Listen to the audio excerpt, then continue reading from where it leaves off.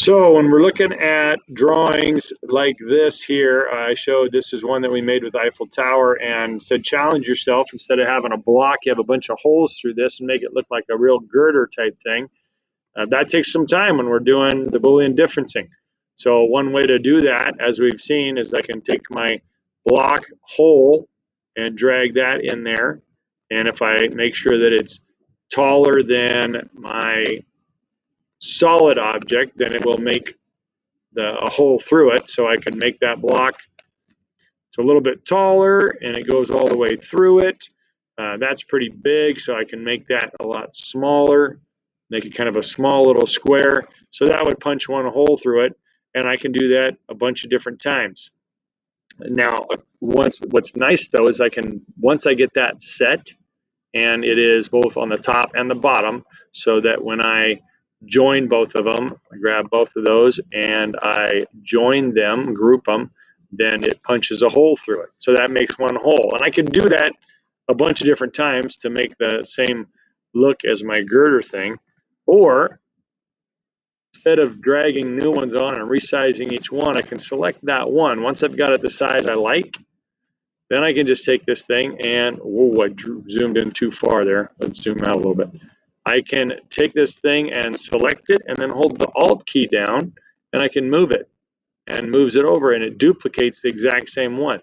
So hold the Alt key down and move it again, makes another one.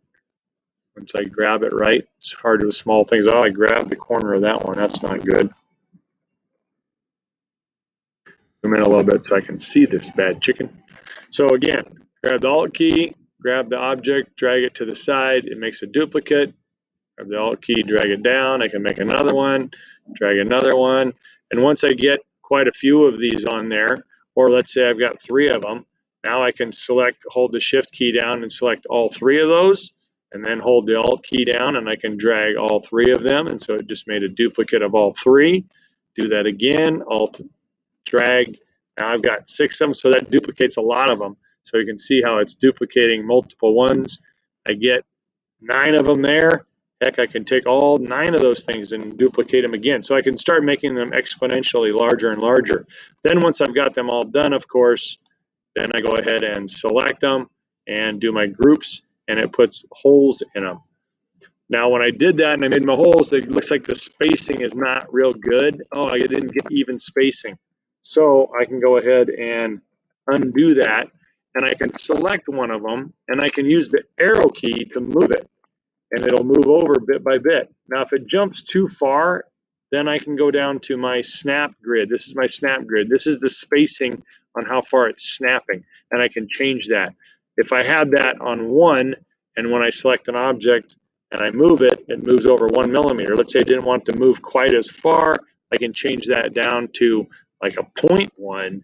And now when I take this thing and I use my arrow keys, now it barely moves. So I can get real precise measurement. I could move that around.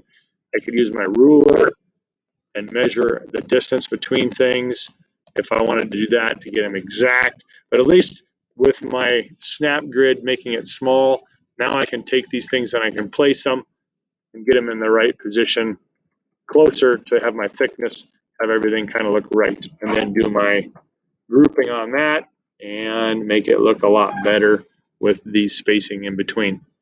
Looks like I'd probably still have to fix one of them up there, but you get the idea.